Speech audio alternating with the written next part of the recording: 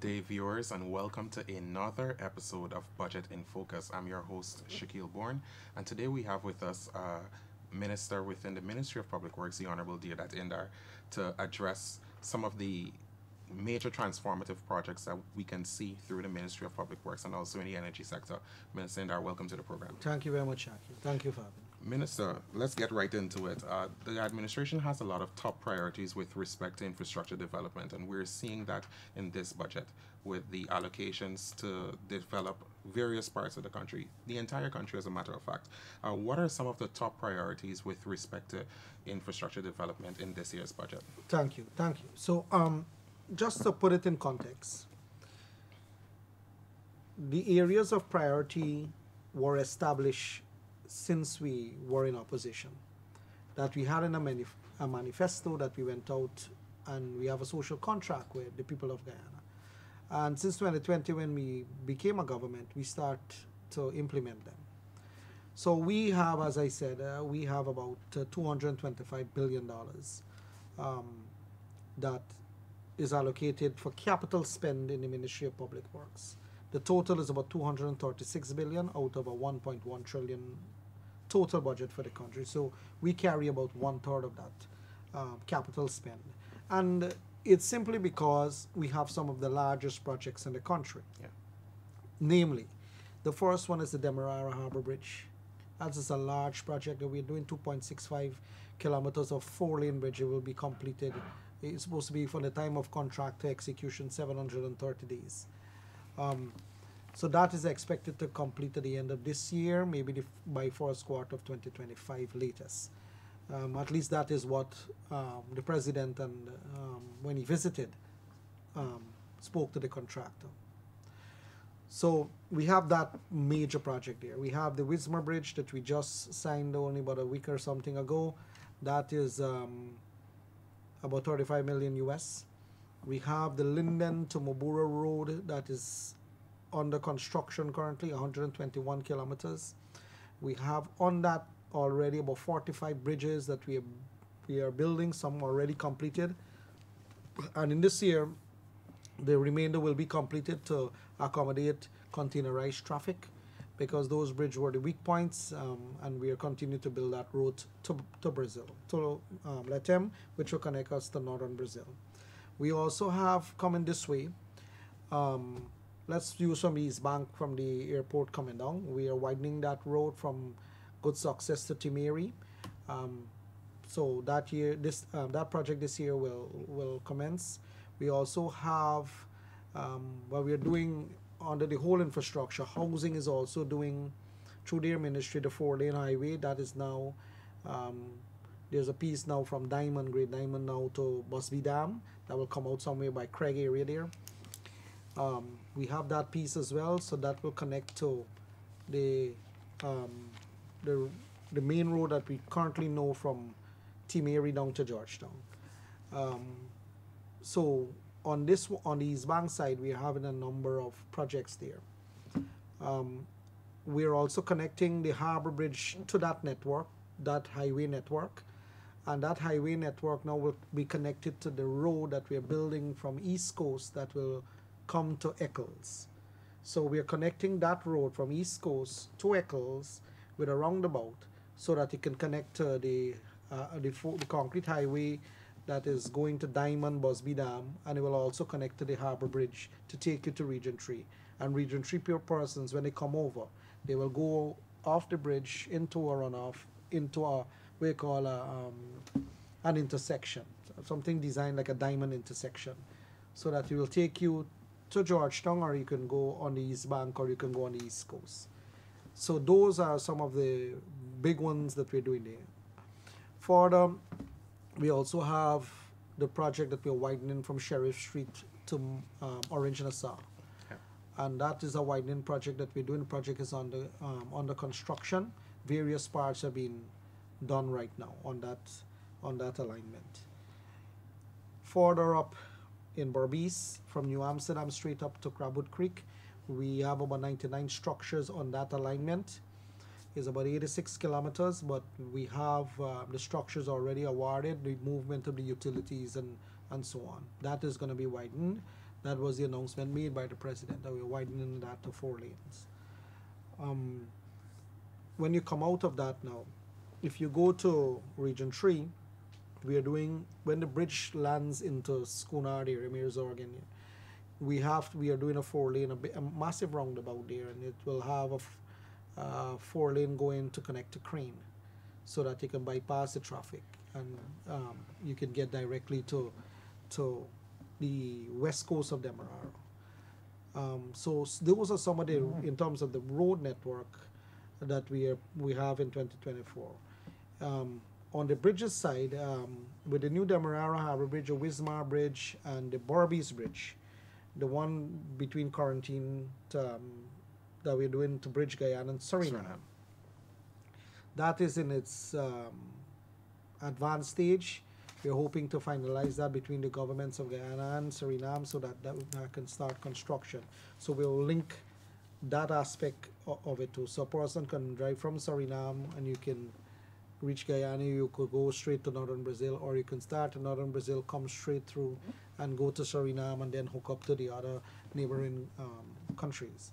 So it's this massive network of road and connections that we're building.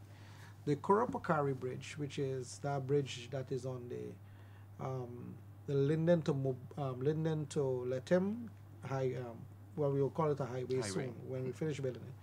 That's the only one. It's about 600 meters of bridge that you need to put there to bridge that river, because now there's no bridge there. That one is the only one that we have not yet addressed. We have already begun the process of addressing that. Once that is in place, it'll be a game changer for the entire thing, because you normally the traveling public have to wait there for movement over that piece of the river, which is, as I said, is 600 meters in width. So those are some of the big areas that we're looking at in terms of the transformative projects. Now, Minister, you spoke about traffic flow and connectivity. All of these projects, they're all connected in some way or the other, many ways. What are the expected benefits of these projects when we look at expansion of highways, creating new highways in areas we wouldn't have had highways before, in which there was only a 2-lane road, and you have multiple stops along those roads, and it's congested along those routes? What are the expected benefits of these projects? But Shaquille, there are multiple benefits, but every Guyanese that move on these bank, or in Georgetown, or in Region 3 coming over, or going up the airport or coming down, they experience it. This is not something new to Guyanese. Guyanese people experience the traffic jam. There are hours they have to wake up earlier to go to work, and they spend long hours in traffic to go home to the loved ones. Timing, the collective, or we call it the sum effects of the timing of everybody in traffic. If you calculate that, the economic loss to the country and personal loss to people, because timing on traffic is wasted time. You could be home with the kids, helping them with homework, doing something productive. You don't have to wake up early in the morning to go, because the traffic is so cumbersome at various points in the country. So one is reduced travel time. That's the first one. And then you have, on the commercial side, when trucks are in that traffic too, they can't sell to. They can't make their targets at the end of the month. Companies, they suffer from that too.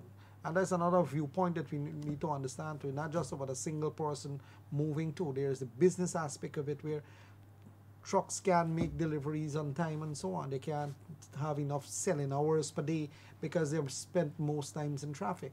So apart from them, the traveling public, in reduction in the time to get from point A to B to C and D, the infrastructure that we're building are strategic in nature. So coming from these banks, you'll have 12 lanes coming into Georgetown and 12 lanes coming out of Georgetown. Yeah. That will reduce it. In Region 3, I live in Region 3. When you come around the Vidanoop Junction, the minute you hit Vidanoop side, now the place is buzzing. There's traffic everywhere, straight up to the Harbour Bridge. When you're coming out of work in the afternoon and you end up in traffic all the way. So what we decide to do is to create a bypass road at Schoonard, a 4-lane, to hook you to Crane. And a lot of this is in virgin land. And it's in virgin land. So it's opening up new land. So what happened when the 4-lane was built from Sheriff Street to Eccles, and then Eccles to Diamond, and so. A lot of, if you go on that 4-lane highway now, you'll find that a lot of people are using it now. So that now becomes the front land. When back in the days it was swamp, now it's front lands. It's very expensive to get land if they have. Yeah. So similar when you open up lands in new areas, you create more economic activity. You create people now have access to stranded assets, right? They have access to stranded assets that now can be commercialized and monetized. Similar for the Harbor Bridge. There's a wisdom in the Harbor Bridge. So you put apart from the old one that is, has outlived its economic life and serve, connectivity between Region 3 and Region 4 since the 70s. The opening and the closing of that river bridge, it's stranded land or assets beyond the Harbor Bridge. Yeah. So most of the persons that have seafront is from the Harbor Bridge to the Atlantic Ocean on the Georgetown side. It was difficult for development to happen on Region 3 side and beyond the Harbor Bridge, simply because, one, we call the bathymetric survey, the depth of the water on Region 3 side was sloping and was shallow, so large vessels couldn't go there. But we have plans to dredge the river. And beyond the Harbor Bridge now, a lot of development of the waterfront is happening. People are now commercializing their land. Because when the bridge is finished, between the mean level of the water, the mean level, and the base of the bridge, it will be about 50 meters high. And there will be about maybe 220 to 260 around. I think it's a little more than that between the two. I think it's actually 280 meters between the one side of the high span to the other side. That will allow for traffic to go both ways, up and down, without any opening, because it's fixed span. And larger vessels. Larger vessels can go and come without any encumbrances. That means that scheduling for operation offshore, scheduling for commercial vessel, they don't have to wait on the opening. They don't have to wait on tide as they have to do right now and so on. They move as they please, which will open up stranded assets beyond the Harbor Bridge. And so that is a strategic thinking. And the value of those lands now are, is high. Yeah. Simply because a bridge will be built there that will allow traffic to move, seamlessly without any kind of waiting on the tide or a schedule to go next 3 days or things like that. That happens now. I know land cost in Region 3 is going up. A lot of persons I know who are seeking land. Because Region 3 now is now a economic hub. Correct. Right? And a lot of projects, major projects are happening in Region 3, the gas to energy project. We'll talk about energy just now. But Minister, people know you a lot for energy and public works, but more specifically, this word on the street, you're the roads guy. So $73.2 billion is allocated for the building of community roads. And we see some of the complaints online about road networks in certain areas. And the administration has been addressing this by building thousands of roads since 2020. How will this $73.2 billion be allocated across the administrative regions? How is the priority set? Well, first of all, the priority is the entire country. Yeah. And our commitment that is every road in every community will be built. So we have started out in 2020. We started building roads in communities. In 2021, it is ramped up.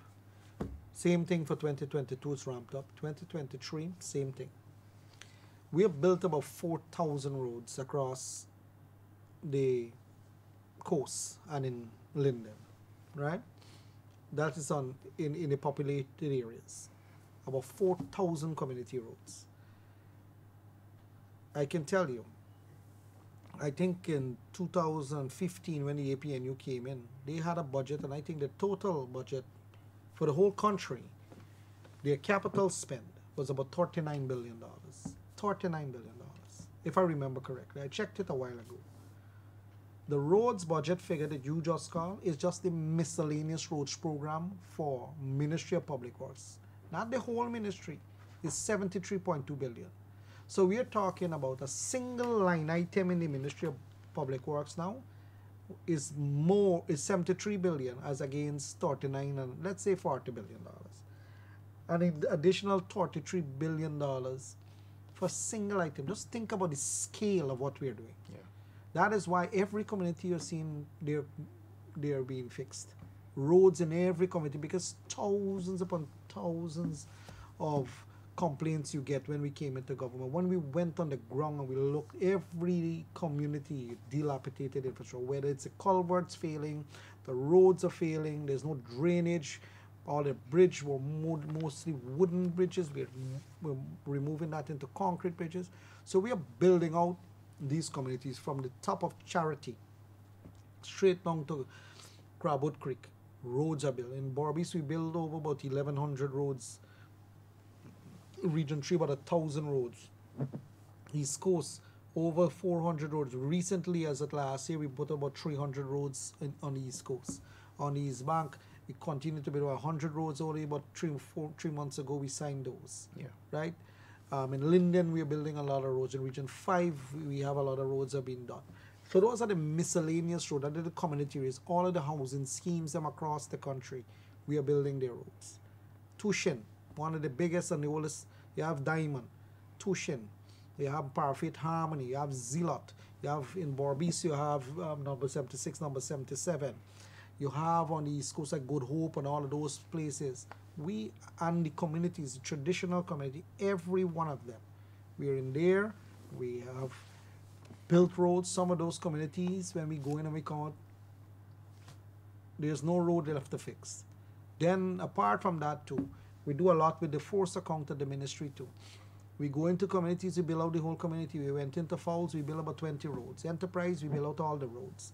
We went to Blade and Hall, we built out all the roads. We went to, and more, so we are going to these communities building out. We went into Melanie, we built out all of the road in there.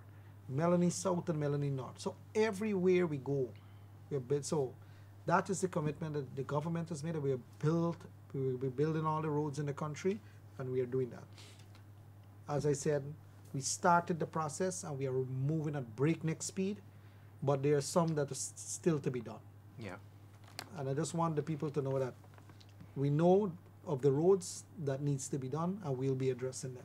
With this $73.2 billion in this budget, the amount of roads that will be built with that in 2023, you'll see that kind of revenue in the whole country. But it comes with problems. It comes with problems with contractor. Mm-hmm. Some of them do good work. Some of them are slothful in their delivery. It comes with them throwing sand on the people road when they're building it.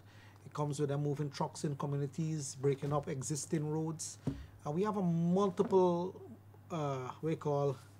challenges when you're building a country. Yeah. And hateful to watch you finish building a road, taxpayers' dollars, and then trucks come in the nights and they're building another project and they will break it up. And it's a problem that we have in the country, and we are trying to address it as much as we can. And it's important to know that these roads are being built in areas throughout Guyana. It's not just PPPC strongholds, it's also in opposition strongholds as well. Well, you know, and we hear a lot of complaints online from the naysayers that are saying that, oh, roads are only being done in a specific area. Well, they could bring it to, I am open any day for them to say where the road hasn't been built, and I'll go and show you where the road is being built. So you have that, the people who tend to inject the racial lines in everything that you do. Those persons, their only purpose, I think, is to divide people. Yeah. I don't see any value in that. I can tell you that every community in this country is seeing development. And if anybody can point me to a community that didn't see development, I'll go there. I could tell you, we have built roads in St. Cuthbert Mission with the persons them in the community doing the work. We built road in Melanie, where people from Melanie and the surrounding community built the road there. Yeah. Sophia, everywhere. Denham still, if you go. Arcadia, Mocha, 400 million the other day. Victory Valley.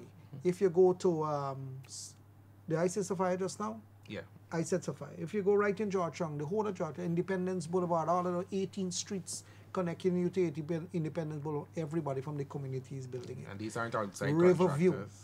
Riverview.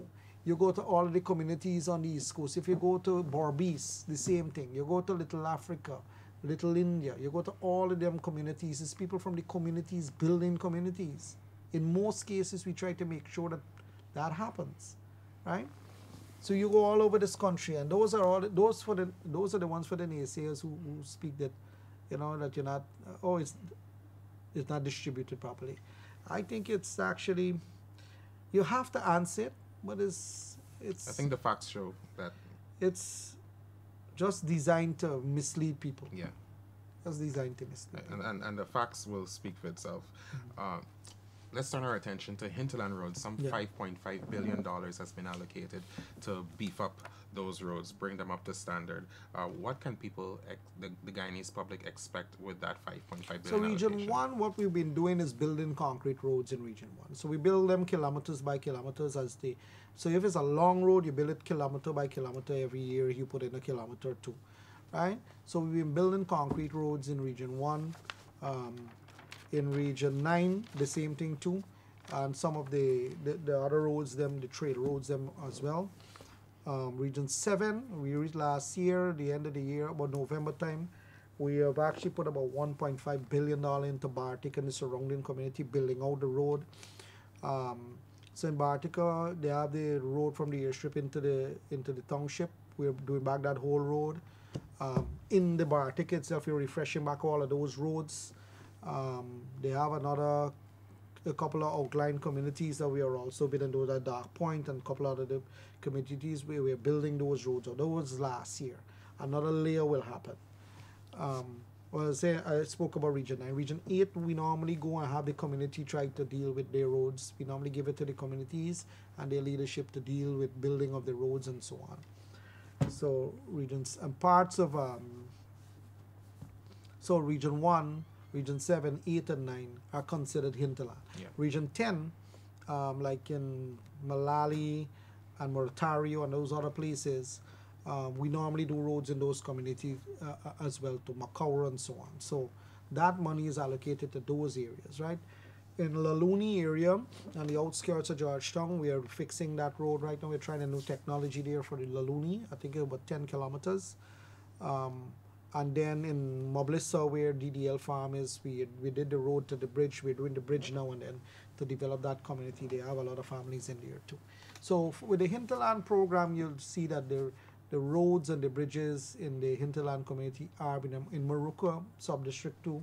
We're doing some work in there as well too. So that money will go into those communities. And I believe GGMC as well does work in the They internet. also do, but they do more into the mining communities. We do on the main public access areas, and they do mostly in the mining areas. Let's turn our attention to Linden. A $4.2 billion has been allocated for the Wisma 4-lane bridge. It was just about a week ago we went to Region 10 for that contract signing. How does this investment compare to that we would have seen under the previous administration within the mining township? Well, since Noah was a boy, they've been promising all kind of things there.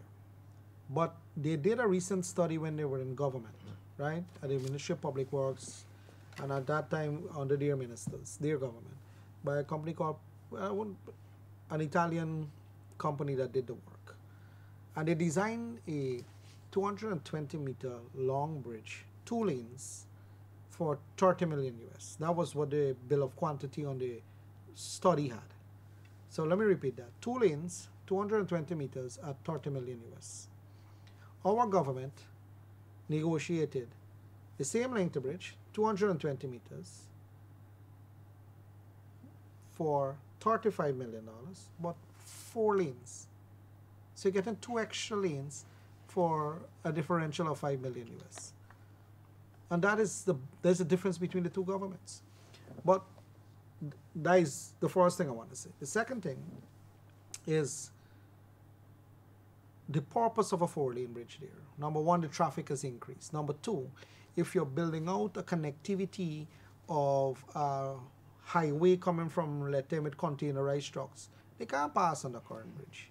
That would be a chokehold. It will be, yeah, it will be a choke point. So you have to build that community with the kind of connection that is needed, with the kind of traffic that you expect to come from the from northern Brazil trade coming through, right? So, and that is you got to build for the future. You can't just build, for today or what you see today. You have to build for the future. And what other infrastructure projects can citizens expect to see being rolled out in Linden this year? Well, definitely we do a lot of the bridges and the community roads. We do a lot of that in Linden, right? We spent a lot of money in a township. We have rehabilitated a number of those roads from concrete and asphaltic as well too, right? A number of roads in that community. When you go, you visibly see it. When I went with President Ali when he did his outreach, I think it was 6 in the morning, and we went back in there and we fixed a whole host of community roads. Okay. And there are more to get done, and you will see more work happening again this year. And of course, the people from those communities will be involved in those projects. That is how we do it here. Let's turn our attention to the airstrips. The airstrips are a vital organ for persons within the hinterland to move goods and services between the hinterland and of course the coastline. Some $2.3 billion is allocated. What can citizens expect with that allocation? So moving goods into the interior now, the local airlines them will be packed now. The scheduling is very tight for them because people are moving up and down all the time.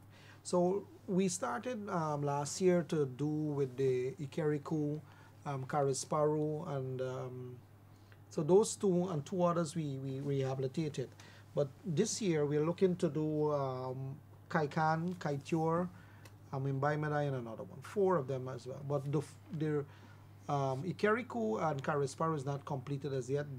Because of where these airstrips are, it's difficult for the contractors them to get material to build the road. Yeah. Not making excuses for them. Yeah. They took the contract knowing very well the risk. But so those 2 have not finished as yet. But we are adding 4 more to it to make sure that 2 finish as well as the 4 that we're now having on the table. Yeah, Minister, let's turn our attention to the energy sector. I know you share that sector with the Prime Minister. So the Prime Minister have the overall responsibility for the sector. I assist in managing the sector on a day-to-day. Some 97.5 billion has been allocated for under the energy expansion and diversification portfolio. Let's talk a bit about that. So it's 95.7 billion, correct.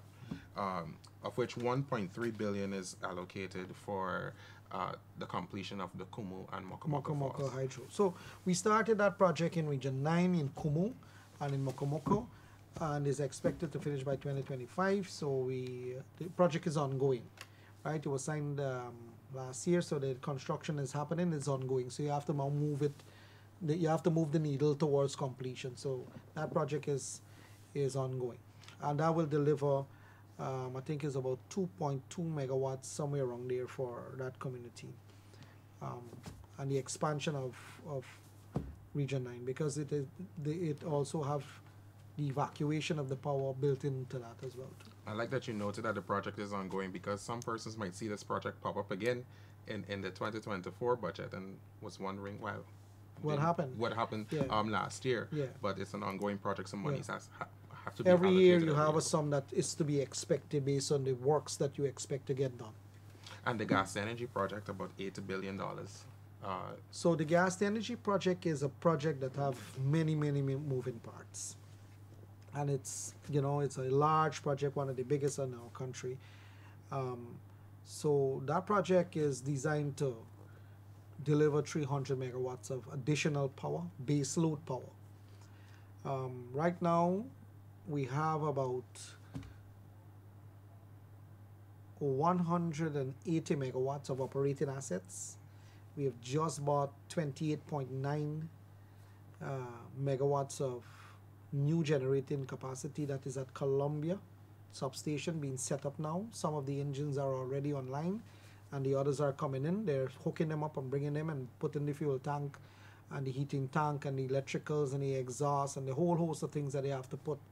All 17 engines are on their deck and they're being connected as we speak. And they will hook to the substation to bring 28.9 megawatts in addition to the 180 that we have. So that'll take us about 208.9 megawatts. Our peak demand last year was about 184 megawatts, somewhere in that vicinity.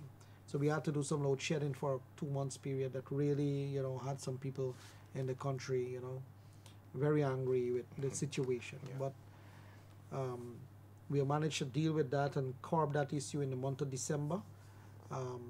And we have stopped the time billing as well between the peak. We have ceased that as well because we now have the power to generate. In 2024, we expect the peak demand to be somewhere around 236 megawatts. So we are looking at that as well. But the gas to energy project online, there's about 26 kilometers of pipe that is online that is being laid right now. The near shore pipe lay is happening, and I think the deep sea pipeline will come in shortly. The power plant is we call the integrated plant area that is being constructed by 𝐁𝐔𝐃𝐆𝐄 and 𝐁𝐔𝐃𝐆𝐄. The MOF is finished as well, which is a material offloading facility at the river front at Wales. All of the pipes I know is in stockyard in Nimes to move the pipe online and so on. The project is moving in different parts. The groundworks are happening. The evacuation of the power is also contracted out, because when you build a plant, you have to evacuate the power. So you have to move 230,000 volts, we call transmission line, from Wales to Eccles, where the new control center and main substation will be. And in Region 3 from Wales, you'll have 2 substations there, and they'll evacuate 69,000 volts to Vredenhoop to bring the power to that substation to redistribute. When that comes online, we expect that power costs will cut by 50%, which will have cascading positive effects across multiple industries, whether you are manufacturing, whether you're in cold storage business, whether you're operating a meat center and you're cutting your meat with anything that generates power that you have to pay, the current price will be cut in half, simply because we will generate power cheaper, and that is a promise the party and the government has made to the people of Guyana. Will cut the power cost by half. Definitely. And just to remind our viewers, we are joined with Minister Indar from the Ministry of Public Works as we discuss Budget 2024, which was tabled in the National Assembly under the theme, Staying the Course, Building Prosperity for All. And as we build prosperity for all, let's talk about some of the measures in the budget that are designed to uplift the living standards of Guyanese and those that are in vulnerable situations. First of all, the income tax threshold. Your take on that? So, I see the commentary, you're not going to eat the road or the bridge. People need more relief on the income tax side. Let me just remind everybody. Sometimes, we operate like we have memories like goldfish. Goldfish, by the time we go up and come down, you forget. That is to say, we have a memory like goldfish. And we forget what we went through in 5 years, where every day the previous finance minister wake up and the government wake up, they charge you a different tax and increase a different fee and remove something that was on a zero-rated list of items that you used to reclaim your VAT, never charge it to consumers. Companies used to reclaim it. Now move from a zero-rated listing gone into standard-rated listing where you had to charge standard rate tax VAT to consumers. Consumers had to pay the government. They had a steep increase in their tax revenue profile. From the time they took power in 2015 to the time they left in 2020, the tax revenue of the country went up by 67%. There's a curve, a huge curve. So I plotted it. I took their tax revenue every year and put it in, and you see it went up like this. Who is that money coming from? It's coming from businesses and households. Who is taxed? Who is the taxpayer? The taxpayers, employees, self-employed people, and businesses. Those are taxpayers. And then they had fees and fines, so they went up too. So the entire revenue base of the country, they decided to up it by taking with both hands some people. I just wanted to say that because in my previous life as in a private sector position, as a private person and as a leader of the private sector at that time too, at the Chamber of Commerce, I had serious problem with this with businesses and them and households and them. Now, we in the government start removing all them. We call them hardship measures. Removing them and chopping them down the minute we got into power in 2020. Start removing them, put back all of those things that they took off of the zero-rated list of VAT and put them back on. So that companies don't have to charge consumers that increased tax, value-added tax. All of the fees and fines, we reverse them. Then we start to do different things. Yeah. Let's talk about some of the things that we did. First of all, the cost of fuel. Fuel continued to rise all the time. Gas, oil, or gasoline, and diesel continued to rise. Back in the day, maybe in 2004, coming up from 2004, 5, 6, 7, there was a huge disparity between gas prices and diesel prices, right? That disparity now is closed, where cost of gasoline and diesel very close to each other per liter at the pump. If you check 20 years ago, it was a distance away. There was we call a parity I used to check between the two. And I used to plot the graph every month because it was one of the biggest costs in government, in private sector. And it's one of the biggest costs for them right now. And for the traveling public. And for the minibus operators, and for the taxi operators, and for persons operating speedboat, and for the dredge owners, and for the people that are moving logs, and everybody else. Costs for fuel is a major thing. We have removed all taxes on it because the price gone up, and if we add tax on it, it'll just be unbearable to people. Yeah. So we removed it. I can't point to another country in the world that did that for its population. We removed it. That by removing tax on the excise tax on fuel, we have not taxed people for it, thus leaving them with about accumulative about $40 billion in their hands between businesses, households, the traveling public, because they don't have to pay extra at the pump. Yeah. $40 billion were forgone in taxes because of that. And that is what Caring government does. $40 billion now. Not little money.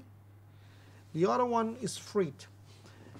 Back in the day, before COVID, you used to pay around $3,300 to $3,500 US to bring a container from Asia, China and so on. That's went out of whack. Where you were paying close to 21,000 US for the same container. Now a container, you have 20 foot and 40 foot. They have a maximum weight limit that it can have of cargo inside. Yeah. You can't put more into the container above its max weight, right?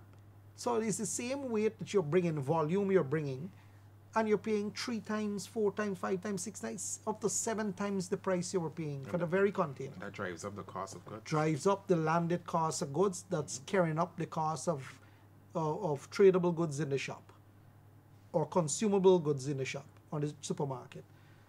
And we import a lot of stuff. So that means that most things would have gone up. We know what we did? We took the price prior, because you remember when you bring in a container, it's taxed on the cost, insurance, and freight, which is a CIF value. Taxes are prepared based on CIF value. So the cost of the good, the insurance and the freight part, we have removed that inflated amount because of what the shipping industry was doing to importers across the globe.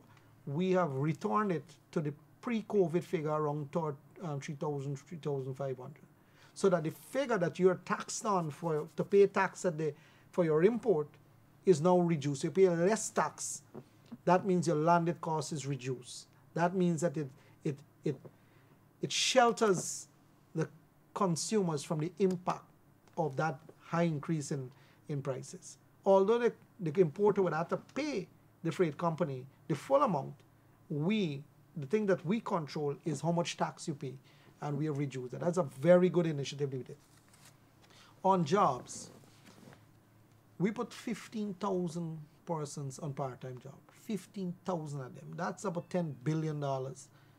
Most of them are single mothers and so, right? On the cost of living, we put in this year budget $7 billion to deal with issues around cost of living. And that is done with interaction of different vulnerable groups in the country, right? It's not done willy-nilly. In the small business area, we put $5 billion to help small businesses as well. And then what we did to the vulnerable groups as well. We tried to make sure that the old age pension went up. In 2020, it was 20,500. Right now, it's 36,000. It's about a 75% increase since we got into government. Old age pension went up. Public assistance. Public assistance, you have about 45,000 people on that. So we move it from 9,000 when we were in government to now $19,000. That's another $1.2 billion going in the hand of those 45,000 people. Cash grant. Cash grant is something that you have to sit back. It was zero when we come in office. Now it's $45,000 per child. That is $9.2 billion in the hands of parents and the children. Now, they didn't see that it was wise to continue giving that. But yet you hear all of them in the opposition, oh, what you doing for poor people, what you doing for poor people. Them 205,000 children, who are those people? Those people need the money. Yeah. I can tell you, I just normally go out when we share in cash grant. Everybody accepts this money because it's a help to parents. And that is a significant thing that we are putting back into the hands of people. In terms of the pension and so on, we try to make sure that the amounts are increased, right? Like the minimum pension, about 27,000 people in that bracket. Survivors pension, we move it from 17,000 now to 21,537. That's another $600 million in their hands. But most importantly, we increase the rate for the minimum pay, non-taxable pay to 100 grand. Right? When we came in office, it was 65,000. Now it's 100 grand. You have about 13,000 people in that bracket, that tax bracket. So all of these things, the cumulative effects of these things, about $70 billion is in the hands of the different various groups of people. So it's not just, oh, you're building roads, bridges, schools, which all these things are needed. You need them. Yeah. So if you're changing a country, you have to make sure that you deal with all of these different things, but you also deal with the people and their well-being, the health care, the education of their children. All of those things are dealt with. How do we eat? Do we import tamarind ball? Do we import lettuce and shallot? No, we grow them right here, right? We grow them, so you have to incentivize farmers. You have to help farmers with their yields. You have to give them the drainage and the irrigation network. You have to provide feeding and so the feed planting materials and everything for them, feed for the livestock. So you have to help them because all of these things, fertilizer cost is the biggest cost of farmers. And then the drainage and irrigation to help them with the yield. All of those things are in this budget to help the poor and the vulnerable people. And the budget measures, it's not in isolation because outside of the budget measures, as you said, the investments in agriculture, the investments in the healthcare sector, all of that affects cost of living in the country. So, correct. So that is much needed. Minister, what are your final words to the Guyanese public as we head into the debates next week? We'll hear from both government and opposition side, and then of course we'll scrutinize the budget much more when we go through the estimates. What do you say Guyanese should take away from this? I think this, if you're going from point A to point B at a particular speed, as we are going right now, we grew last year from a 33%. Yeah. The final figure, the economy expected to grow by 33% at the end of 2023. If you're growing at that speed, you're building at that speed, what we're saying, stay the course because you're doing the right thing. You're building the roads, you're building the bridges, you're building the hospitals, you're building the schools, you're building the drain and irrigation network, you're making sure you train your people, you're doing everything for them. You're doing what you're elected to do, what you promise people to do. So we are staying the course. That's the first thing.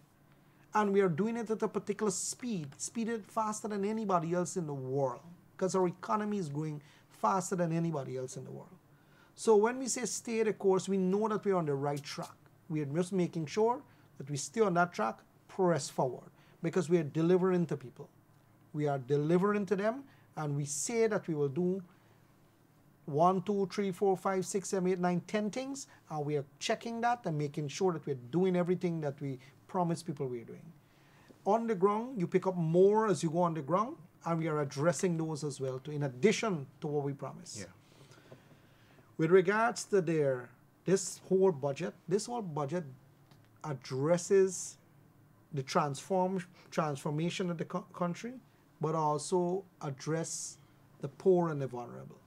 The People's Progressive Party, in the heart of the party, is what you call a pro-poor party, that address the issues of the poor. That is why you see so much money allocated to the various groups of people, from the elder folks to the pensioners, those on disability, those who are looking for assistance, those people who are looking to start up a business, those people who are farmers. Every group of persons is addressed in this budget to make sure that some form of support and assistance go their way whilst you're modernizing the country at the same time. So that is what this budget has encapsulated in totality. You'll hear all kind of thing, but you check the budget and you'll see the matters being addressed, right? The arguments will always be by how much. The question is, when they were in government, what did they do? Check your record and you'll see the difference. It's always good to shout when you're in the spectator stand, you know, how to dribble the ball on the field. But when you're on the field, it's a different story. Different ball game. Thank you so much, Minister. And as Minister rightly said, the proof is in the pudding. So stay tuned and watch the budget debates, listen to the estimates, and understand what this budget means for you. A $1.146 trillion budget that addresses the needs of the Guyanese people. This is we've had Minister Deodat Indar in office, a minister within the Ministry of Public Works. Thank you for being here. Thank you. And I'm your host, 𝐁𝐔𝐃𝐆𝐄. Until next time, goodbye. Thank you.